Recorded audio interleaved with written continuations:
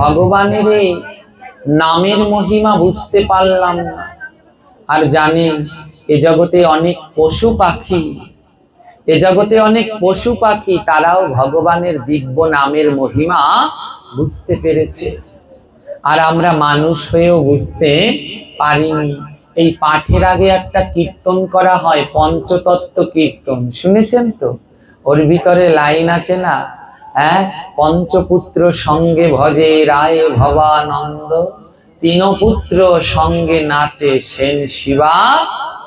বলে শিবানন্দের কি আনন্দ, তার কুকুরে কয় কৃষ্ণ কথা। শিবানন্দ সেন একটা কুকুর পালতো, সেই কুকুরেও কৃষ্ণ কথা বলতো। এ জগতে অনেক প্রাণী পশু তারাও ভগবানকে চিনল, কিন্তু আমরা মানুষ হয়েও ভগবানকে চিনতে পারলাম না। আজ শুনুন তেমন এক ভক্তের কথা। বিশ্বকর্মা ঠাকুর তো সবাই দেখেছেন তো? বিশ্বকর্মা ঠাকুর কোন মাসে পুজো হয়? জোরে বলবেন। এই বিশ্বকর্মার বাহনের নাম কি? বিশ্বকর্মার বাহন কি?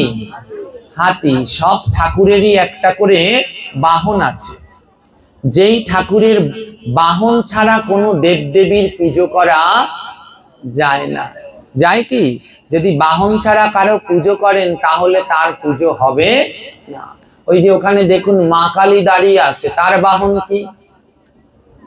মা কালী দাঁড়িয়ে আছে, তার বাহন কি? শিয়াল। ও তো কোনো বাহন নয়। বাহন যার বক্ষের উপরে দাঁড়িয়ে থাকে তাকেই বলে মা কালীর বাহন। মূলত দেবাদিদেব।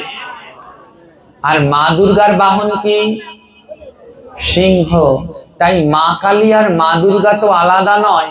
ওই মা কালীর বিগ্রহের দিকে তাকালে দেখবেন তার দুই পাশে দুটো সিংহ আছে। ওই বিগ্রহটার দুপাশে দুটো সিংহ আছে, অর্থাৎ বাহন। ভোলানাথের বাহন কি? ষাঁড়। ওই যে দেখুন ভোলানাথ কিসের উপরে মাথা দিয়ে শুয়ে আছে? ষাঁড়ের উপরে তার বাহন আছে। মা কালীর সাথেও তার সিংহ আছে। বিশ্বকর্মার বাহন হলো হাতি। আর মা লক্ষ্মীর বাহন কি? গণেশের বাহন। সরস্বতীর বাহন। যদি কোনো দেবতার সাথে বাহন না থাকে তাহলে সেই দেবতাকে পুজো করলে কোনো ফল হয় না। বলুন তো ভগবান কৃষ্ণের বাহন কি? ভগবান কৃষ্ণের বাহন জোরে বলবে। অনেকে বলছে গরুর, অনেকে বলছে ময়ূর, কিন্তু যারা ভাগবত পাঠ শোনে তারা জানে। একদিনও কৃষ্ণকে দেখেছেন গরুর পিঠের উপরে বসে থাকতে? কোন ছবিতে আছে কৃষ্ণ গরুর পিঠের উপরে দাঁড়িয়েছে? বাহন তো তাকে বলা হয় যে তার পিঠের উপরে দাঁড়িয়ে আছে, বসে আছে। তাহলে ভগবান কৃষ্ণ কি বসে আছে? নেই, গরুর পিঠের উপরে নেই। ময়ূর, ময়ূর তো কার্তিক ঠাকুরের বাহন। ময়ূরের উপরে কি কৃষ্ণ দাঁড়িয়ে আছে? কৃষ্ণ ঠাকুর কিসের উপরে দাঁড়িয়ে আছে জানেন? রথ পর বামনম দিষ্টা পুনর্জন্ম নবিদ্যতে। রথের উপরে দাঁড়িয়ে আছেন বামন রূপে ভগবান জগন্নাথ। কৃষ্ণের বাহন হলো রথ। কৃষ্ণের বাহন কি? মা দুর্গা যুদ্ধ করতে গেছিলেন কিসে করে? মাইকোতে করে। তাহলে কিসে করে গেলেন? সিংহ, ওটা তার বাহন। গণেশ যুদ্ধ করতে গেলেন কাকে নিয়ে? ইঁদুরকে নিয়ে। প্রত্যেকে তার বাহনকে নিয়ে গেলেন। আর কুরুক্ষেত্রের ময়দানে ভগবান কৃষ্ণ যুদ্ধ করতেন, গেলেন কাকে নিয়ে? রথ। তাই ভগবান কৃষ্ণের বাহন হলো রথ। তাই আমরা রথে করে কাকে টানি? জগন্নাথকে টানি। জগন্নাথ আর কৃষ্ণ কি আলাদা? যেই গৌর সেই কৃষ্ণ সেই জগন্নাথ। বাসুদেব ঘোষ বলে করি জোড় হাত। তাই বিশ্বকর্মার বাহন হলো হাতি। গজ ঐরাবত। তো এই হাতিটা বিশ্বকর্মা কৃষ্ণ ভক্ত, বিশ্বকর্মা পরম কৃষ্ণ ভক্ত। আর তার যে বাহন হাতি, এই হাতিটাও পরম কৃষ্ণ ভক্ত। হ্যাঁ, হাতিটাও পরম কৃষ্ণ ভক্ত, আর বিশ্বকর্মাও পরম কৃষ্ণ ভক্ত। একদিন কি হলো জানেন, ওই বিশ্বকর্মার হাতিটা বিশ্বকর্মার থেকে একটু বেশি ভক্ত। বিশ্বকর্মা না যতখানি ভক্ত, তার থেকে তার হাতিটা আর একটু বেশি ভক্ত। বিশ্বকর্মা সারাদিন ওই কর্মকারের কাজ টুকটাক টুকটাক করতেই থাকে, থামে না। তিনি বিশ্বের কর্মা, তার জন্য তার নাম হলো বিশ্ব। বলে জগতে সবার কাজ থেমে যাবে, শুধু বিশ্বকর্মার কাজ কোনোদিন থামবে না। তো বিশ্বকর্মা সারাদিন কাজ করে, কোথায় বসে বসে করে?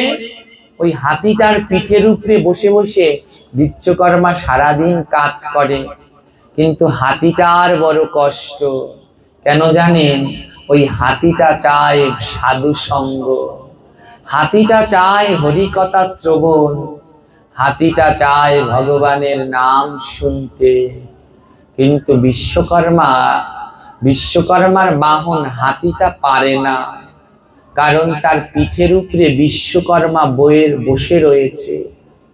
তাই প্রতিদিন হাতিটা কান্না করে, আর কেঁদে কেঁদে গোবিন্দের কাছে বলে, ও গোবিন্দ মধুসূদন, কোনদিন কি হবে না তোমার পাওয়া, ও রামা চরণ। প্রতিদিন বিশ্বকর্মার হাতি দুই নয়নের জলে ভাসে, আর ভেসে ভেসে ভগবানকে ডাকে, গোবিন্দ গো, তোমার ওই রাঙা চরণ আমি কবে লাভ করব। হাতির মনে বড় বাসনা, হাতি সাধু সঙ্গ করবে, হাতি হরি কথা শুনবে, হাতি বৈকুণ্ঠ ধামে গিয়ে আমার নারায়ণের চরণে প্রণাম জানাবে। কিন্তু হাতি পারে না। কেন পারে না বলতে পারেন? হাতি সাধু সঙ্গে যেতে পারে না, ভগবানের কাছে যেতে পারে না। কেন? আমি সাধারণত 5 দিন 7 দিন এই পাঠগুলো বেশি করি, বেশিরভাগই 7 দিন 5 দিনের পাঠই আমি করি। তো এই 7 দিন 5 দিন টানা পাঠ করলে পর না ভক্তদের মুখস্থ হয়ে যায়। ওই 5 দিন 7 দিন পাঠ করলে 5 দিনের দিন বলতে পারি যে এই 4 দিনে যে আসলো আজ এসেছে কিনা। যদি কেউ না আসে জিজ্ঞেস করি, মা কালকে ভাগবতে আসলেন না কেন? সঙ্গে সঙ্গে মা বলেন, বাবা ঘরে বড় মেয়ে আছে তো বাড়িতে একা রেখে আসা যাচ্ছে না। বাবাজি কালকে আসলেন না কেন? হ্যাঁ, আজ হাটবার তো দোকানের অনেক ভিড়ের চাপ আছে, তাই আজ আসতে পারলাম না, আজ বাজারের দিন আসতে পারলাম না। কি গো আজ পাটে আসলে না কেন? বলে কি করে আসবো, ঘরের সবার জন্য রান্না করতে হবে, কাজ আছে না। আসতে পারছে না কেন? পিঠের উপরে বোঝা। ওই মেয়ে আসতে পারছে না, ঘরে বড় মেয়ে, পিঠের উপরে বোঝা। আসতে পারছে না সংসারের কাজ, পিঠের উপরে বোঝা। আসতে পারছে না, দোকান বন্ধ যাবে, পিঠের উপরে বোঝা। বলে পিঠের উপরে বোঝা থাকলে কোনোদিন ভগবানের কাছে যাওয়া। হাতিটাও যেতে পারছে না, কারণ হাতির পিঠের উপরেও একটা বোঝা। হাতিটা যে একজনের কাছে বাঁধা, তাই হাতিটা প্রতিদিন কাঁদে, কেঁদে কেঁদে ভগবানের কাছে বলে, প্রভু গো একটা দিন হলেও কৃষ্ণ ভক্তের সঙ্গ আমায় করতে দিও, কারণ এ জগতে কৃষ্ণ ভক্তের সঙ্গের থেকে আনন্দের আর কিছু নাই। হ্যাঁ, আজ এই 3 দিন ধরে ভাগবত এখানে হচ্ছে। যদি কেউ এই ভাগবতের প্রেমে পড়ে যান, এই 3 দিন ধরে যারা এখানে ভাগবত শুনছেন, হ্যাঁ, যদি কারো এই ভাগবতের নেশা হয়ে যায়, আমি দৃঢ়ভাবে বলতে পারি কাল 8টা বাজলে তাদের মন একবার হলেও কাঁদবে, একবার হলেও তাদের মনে হবে আজ যেন কি একটা নেই, হারিয়ে গেছে, কি যেন একটা খালি খালি লাগছে। সেই খালি খালিটার নাম হলো সাধু সঙ্গ। সবাই অনুভব করতে পারবে না। কারা পারবে? যারা সাধু সঙ্গ করে তারা দেখবেন কালকে এই 3 দিন যারা এখানে সাধু সঙ্গ করছেন, দেখবেন কাল যেন কেমন সব ফাঁকা ফাঁকা লাগছে। যেই ঘরের ভিতরে আমরা আছি, কাল যখন সকালে আমরা চলে যাব, এই ঘরের সদস্যরা একবার হলে অনুভব করবে ঘরের ভিতরে কি যেন একটা নেই। আজ কত দূর দূরান্ত থেকে এই ঘরে ভক্তরা ভরে গেছে। হ্যাঁ, সবাই একসাথে গাদাগাদি করে ছাদে ফ্লোরে ঘুমাচ্ছে, কিন্তু তাও এক দিব্য আনন্দ। ওই ঘুমানোতেও তারা পাচ্ছে মধুর সাধু সঙ্গ। সাধু সঙ্গ। এই আমাদের এই মা বলছে, বাবা কালকে চলে গেছো, ফাঁকা ফাঁকা লাগছে, কিচ্ছু ভালো লাগছে না। অর্থাৎ এই যে ফাঁকা লাগাটাই মানে হলো সাধু সঙ্গ। এর মহিমা তারাই বুঝতে পারে যারা সাধু সঙ্গ করে। তাই আজ বনের হাতিটা কেঁদে কেঁদে গোবিন্দকে বলছে, প্রভু আমি আর কতদিন সাধু সঙ্গ থেকে বঞ্চিত থাকব, কতদিন আমি অন্যের বোঝা বহন করব। তাই হে গোবিন্দ, তোমার কাছে নিবেদন, আমায় ভক্তের সঙ্গে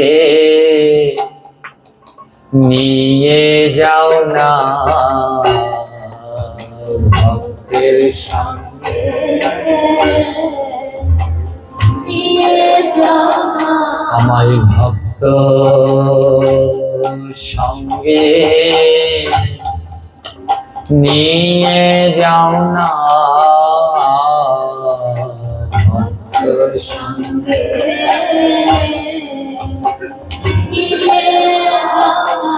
আমার সংসারা ভাল লাগে না, আমায় ভক্ত সঙ্গে নিয়ে যাও না।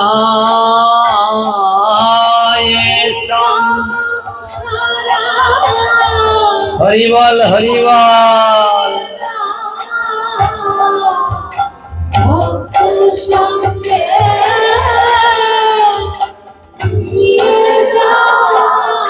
আমি করব মধু ভক্ত সঙ্গ, করব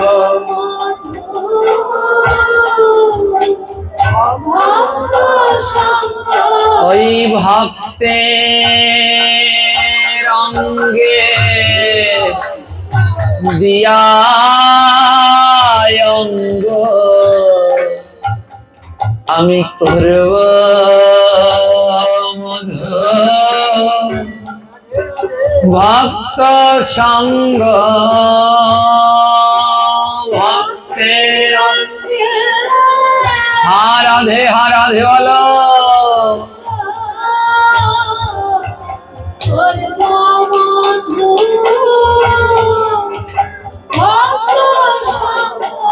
আমি এই সঙ্গ কোথায় পাব, এই সঙ্গ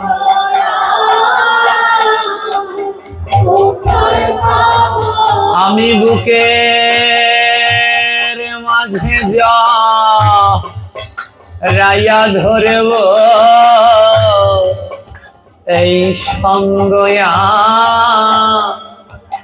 কোথায় পাব, বুকের মাঝে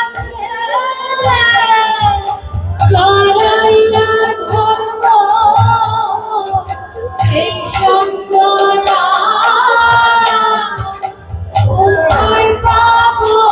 আমি ভক্তে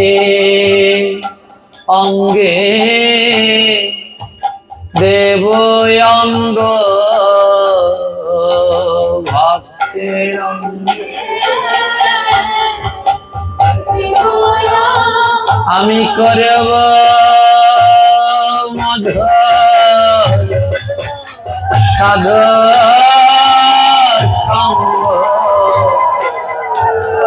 ভক্তের অঙ্গে দেব অঙ্গ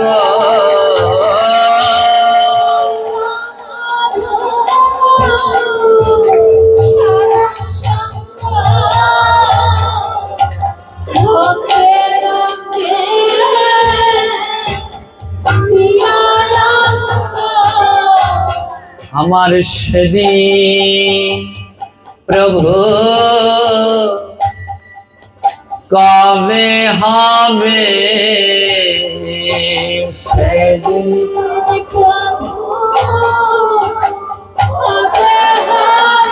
আমার সেদিন প্রভু কবে হবে সেদিন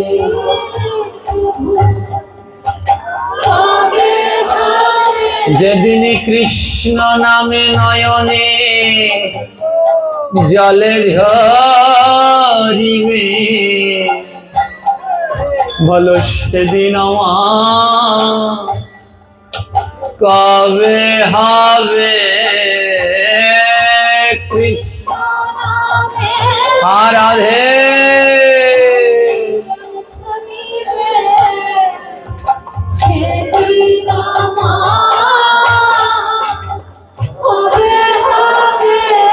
হাতিটা প্রতিদিন কাঁদে প্রভু আমি কবে পারবো সাধু সঙ্গ করতে, কবে আমায় সাধুগুরু বৈষ্ণব বুকে জড়িয়ে ধরবে, ও প্রভু কবে আমার কৃষ্ণ কৃষ্ণ বলে নয়ন থেকে জল ঝরবে, সেদিন আমার কবে হবে।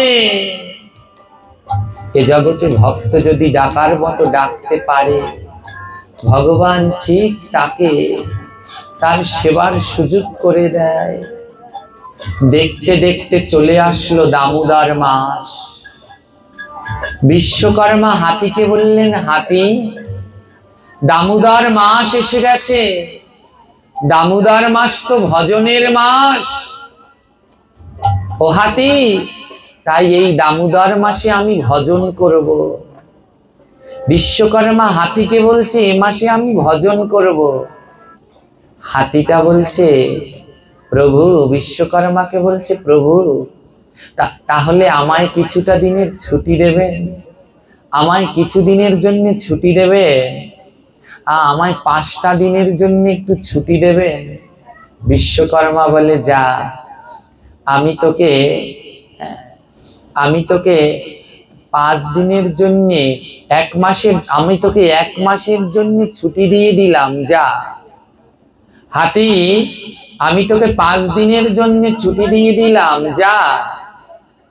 তুই কোথায় যাবি? আমার তো 1 মাস ভজনের মাস, আমি তোকে 5 দিনের জন্য ছুটি দিলাম, তুই যেইখানে যাওয়ার যেতে পারিস। হাতির মনে বড় আনন্দ, আমি 5 দিনের ছুটি পেয়েছি, যেখানে হোক যে করে হোক আমায় অতীব তাড়াতাড়ি যেতে হবে। হাতির মনের বাসনা, হাতি বৈকুণ্ঠে যাবে। কোথায় যাবে মায়েরা? বৈকুণ্ঠে যাবে। হাতির মনে বড় বাসনা, হাতি বৈকুণ্ঠে যাবে। কেন? বৈকুণ্ঠে আছে আমার সাক্ষাৎ জগৎপতি নারায়ণ। বলে, আমি বৈকুণ্ঠে গিয়ে নারায়ণের চরণে একটা প্রণাম করব। তাই হাতির মনে বড় বাসনা, আমি একবারটি হলেও বৈকুণ্ঠে যাব। তাই 5 দিনের সময় পেলেন। কয় দিনে জানেন? হাতি পেলেন 5 দিন, আর আমাদের ভগবান সময় দিলেন 7 দিন। কয় দিন? হাতির থেকে আমাদের ভাগ্য ভালো, হাতিকে সময় দিলেন 5 দিন, আর আমাদের দিলেন কয় দিন? আমাদের আয়ু কয় দিন মাগো? 80, 90, 100 বছর। আমাদের আয়ু হলো 7 দিন। শনি, রবি, সোম, মঙ্গল, বুধ, বৃহস্পতি, শুক্র। এই 7 দিনের বাইরে গিয়ে মরতে পারবেন? এই 7 দিনের যে কোনো দিনেই আপনাকে দেহ ত্যাগ করতে হবে। তাই মনের ভিতরে ধারণা রাখতে হবে আমাদের আয়ুও কিন্তু 7 দিন। আর হাতি পেল কয়দিন? তাই হাতি আজ কি করেছে? হাতি আমার দৌড়ে দৌড়ে যাচ্ছে। হাতির গলায় একটা জিনিস বাঁধা থাকে, নাম কি তার? জোরে বলবেন, এটার নাম কি? হ্যাঁ, এটার নাম কিন্তু ঘন্টা না, এটার নাম হলো ঘন্টি। এটার নাম কি? আর ওই যে মন্দিরে বাঁধা আছে, ওই যে টান দিয়ে টানেন, ওর নাম হলো ঘন্টা। ওটা ঘন্টা, আর এটা হলো, এরা দুজন স্বামী স্ত্রী। হ্যাঁ, এর জন্য ঘন্টি কোন হাতে বাজায়? ডান হাতে না বাঁ হাতে? মেয়েরা কোন দিকে থাকে? বাঁ দিকে। তাই ঘন্টি বাঁ হাতে বাজে, ঘন্টি, আর ও হলো ঘন্টা। হ্যাঁ, এরও একটা সুন্দর আলোচনা আছে। এই ঘন্টা ঘন্টি ছাড়া আমাদের সনাতন ধর্মের কোনো পুজো হবে? ভোগ লাগাতে পারবেন? আরতি করতে পারবেন? কোন বাদ্যটা বাজানো লাগবে? কোনটা? ঘন্টি। হাতির গলায় বাঁধা ছিল একটা ঘন্টা। কি বাঁধা ছিল? হাতিটা দৌড়ে দৌড়ে যাচ্ছে আর ঘন্টাটা ঢং ঢং ঢং করে বাজছে। বলুন তো, হাতিটা দৌড়ে দৌড়ে যাচ্ছে কেন? হেঁটে হেঁটে না গিয়ে দৌড়ে দৌড়ে যাচ্ছে কেন? সময় খুব কম। মহাজন এক পাশে দাঁড়িয়ে বলছেন, হে কলিহতজি, একেবারে তাকিয়ে দেখো, তোমাদেরও সময় বড় কম। তাই যা করবার তাড়াতাড়ি করো, বেলা কিন্তু আর বেশি নাই। চেয়ে দেখো জীবন আকাশে, তোমার সূর্য ডুবু ডুবু হাই। একবার জীবন আকাশের দিকে তাকিয়ে দেখুন, সূর্যটা ডুবে ডুবে যাচ্ছে। দেখতে পাচ্ছেন কি? ওমা, দেখতে পাচ্ছেন? পাচ্ছেন না। কেন জানেন? আকাশে ওই যে মাঘ মাস পৌষ মাসে কুয়াশা পড়ে, দেখেন কোনো দিন এত কুয়াশা পড়ে সকাল থেকে সন্ধ্যা পর্যন্ত আর সূর্য দেখা যায় না। পড়ে না? এমন পড়ে কিনা? এত কুয়াশা, কখন 10টা, কখন 12টা, কখন 3টা, কিছুই বোঝা যায় না। বলে আকাশে যদি কুয়াশা থাকে সূর্য দেখা যায় না, আর মনের মধ্যে যদি কুয়াশা থাকে তবে কৃষ্ণ দেখা যায় না। বুঝতে পেরেছো? আকাশে কুয়াশা থাকলে সূর্য দেখা যায় না, আর মনের মধ্যে কুয়াশা থাকলে কৃষ্ণ দেখা যায় না। যার মনের মধ্যে এখনো কুয়াশা, অখাদ্য কুখাদ্য খাবো। আজ খুব ভালো লাগছে শুনে যে এইখানে অনেক মায়েরা আজ দুপুর বেলায় ভগবানকে ভোগ দিয়েছে। অনেক বাড়িতে সেই বড় থালা গ্লাস দিয়েছে। কারা কারা আজ ভোগ দিয়ে ভগবানের প্রসাদ পেয়েছেন? হাত দুটো তুলবেন। বাবা, এই যে যারা হাত দুটো তুলেছেন, এদের মনে কুয়াশা নাই। আর যারা তুলতে পারেন নাই, তারা অবশ্যই আজ মাছ মাংস পেঁয়াজ রসুন খেয়েছেন। যদি খেয়ে থাকেন তাহলে এখনো মনের কুয়াশা দূর হয়নি। বলে ওই কুয়াশা না গেলে কোনোদিনই গোবিন্দ পাওয়া যায় না। তাই আজ জীবন প্রদীপ নিভে যায়, কিন্তু গোবিন্দের দেখা নাহি হয়। হাতিটা দৌড়ে দৌড়ে যাচ্ছে, কারণ আমার সময় কম, যা করবার তাড়াতাড়ি করতে হবে। তাই হে কৃষ্ণ ভক্ত মায়েরা, এ জগতে যা করবার তাড়াতাড়ি করুন, সময় কিন্তু কম। হাতিটা যখন দৌড়ে দৌড়ে যাচ্ছে, হঠাৎ হাতির মনে পড়ল এ জগতে 5টি জায়গায়, 7 জায়গায় খালি হাতে যেতে নেই। কয় জায়গায়? 7 জায়গায় কোনো সময় খালি হাতে যেতে নেই। জন্ম মৃত গুরু দেব, কেউ জন্মালে দেখতে খালি হাতে যেতে নেই, তার জন্য কিছু একটা নিয়ে যেতে হয়। কেউ মারা গেলে খালি হাতে যেতে নেই, একটা তুলসী গাছের ঠাল নিয়ে গেলে ও শ্মশানে গিয়ে দিতে হয়। গুরুদেবকে দেখতে গেলে খালি হাতে যেতে নেই, কিছু দিতে হয়। ভাগবত বৈষ্ণব কিংবা ভাগবত বাড়িতে আসলে বা গেলে কোনো সময় খালি হাতে দিতে নেই, কিছু না কিছু দিতে হয়। চিকিৎসক এবং শিক্ষককেও কোনো সময় খালি হাতে তাদের কাছে যেতে নেই। এই 7 জায়গা। তো হাতিটা যখন দৌড়ে দৌড়ে যাচ্ছে, হাতির হঠাৎ মনে পড়েছে, আহা, আমি ভগবানের সাথে দেখা করতে যাচ্ছি, কিন্তু ভগবানের জন্য আমার কিছু নেওয়া হলো না। যখন ওই বনের ভিতর দিয়ে যাচ্ছে, হাতিটা হঠাৎ দেখে বনের ভিতরে একটা পদ্ম ফুলের গাছে পদ্ম ফুল ফুটেছে। পদ্ম ফুল চেনেন তো? পদ্ম ফুল 2 প্রকারের হয়, এক স্থল পদ্ম আর 2 জল পদ্ম। হাতি দেখে বনের ভিতরে একটি গাছে স্থল পদ্ম ফুটেছে। হাতি মনে মনে ভাবছে, ও গোবিন্দ, আমি তো অধম, তোমাকে দেওয়ার মতো তো মাধব আমার কিচ্ছু নাই। এত সুন্দর ফুল ফুটেছে, একটা ফুল তোমার জন্য নিয়ে যাই। যখন আমি বৈকুণ্ঠে গিয়ে তোমায় দর্শন করব, প্রণাম করে ফুলটা তোমার চরণে দেব। হাতি নরম সুর দিয়ে ওই পদ্ম ফুলটা তুললেন। পদ্ম ফুলের বোটায় আল থাকে জানি, ওটা যদি হাতে লাগে, চোত্রা পাতা লাগলে যেমন চুলকায় তেমন চুলকায়। হাতি তো আর জানে না পদ্ম ফুলের বোটায় আল আছে। হাতি যখন তার নরম সুরে পদ্ম ফুলের বোটাটা ধরেছেন, আর ওই সুরের মধ্যে যন্ত্রণা শুরু হয়ে গেছে, আর দৌড়ে দৌড়ে যখন যাচ্ছে, যন্ত্রণা সহ্য করতে না পেরে ফুলটা সুর থেকে ছেড়ে দিলেন। আর যেই ছেড়ে দিলেন, ফুলটা গিয়ে কাদার মধ্যে পড়লেন। কোথায় পড়লেন? কাদায়। যেই ফুলটা কাদায় পড়লেন, হাতি ওইখানে বসে বসে কাঁদছে, আহা, ও গোবিন্দ, দেখো দেখো আমি কত বড় অধম, তোমাকে দেওয়ার মতো আমার কিচ্ছু নেই। এই একটা ফুল নিলাম, তাও তোমার কাছে নিয়ে যাওয়ার মতো ধৈর্য আমার নেই। ফুলটা কাদার মধ্যে পড়ে গেল। হাতিটা বলছে, ওরে ফুল, তুই কাদার মধ্যে কেন পড়তে গেলি?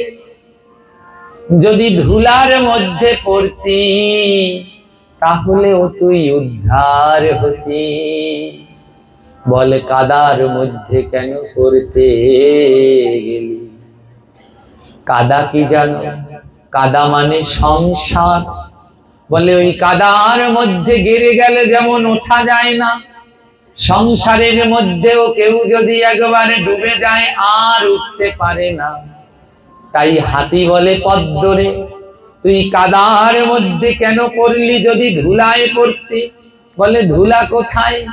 আমার ভক্তের চরণে যেথায় ধুলা পাবি সেথায়, চরণে যেথায়।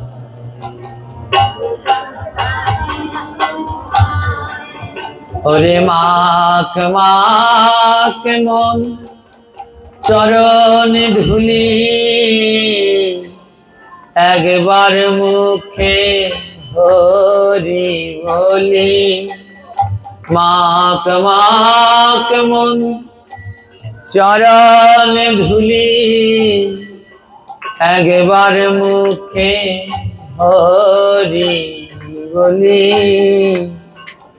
পাগল মন রে আমার, পাগল মন রে।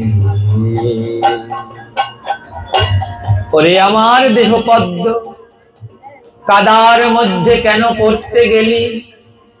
ওই কাদা মানে সংসার। যদি একেবারে কেউ সংসারের মায়ায় ডুবে যায়, তার তো আর গোবিন্দের কাছে যাওয়া হয়। যদি ভক্তের চরণ ধুলাই পড়তে, ওই ধুলার মাঝে উঠতে উঠতে একদিন গোবিন্দের চরণে পৌঁছে যেতে।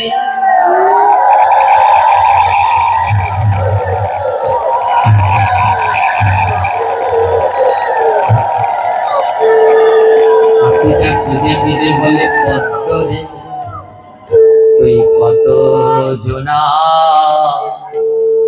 মায়ায় পড়লি,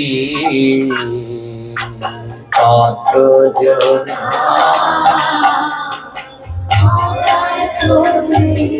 ওই স্বামী সন্তান পুত্র কন্যা কত জনার গোনা যায় না। স্বামী সন্তান পুত্র কন্যা কত জনার গোনা যায় না। ওই স্বামী সন্তান পুত্র কন্যা কত জনার গোনা যায় না।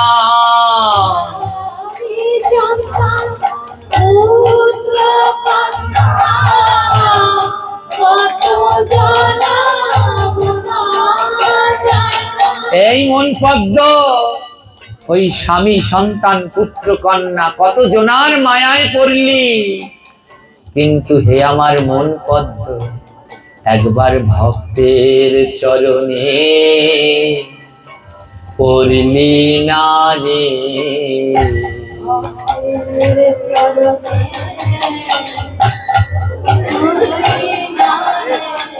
ও তোর সোজা মাথা সোজা রইল,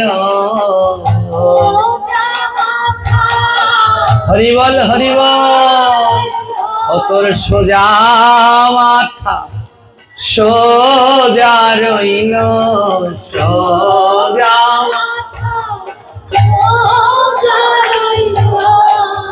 একবার নত হই না মন, একবার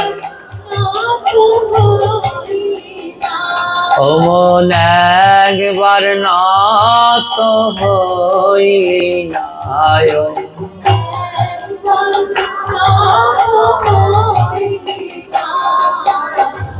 হে দেহ পদ্ম তোর সোজা মাথা সোজাই রয়ে গেল, একবার ভক্তের চরণে নত হয়ে তোর প্রণাম করা হইল না।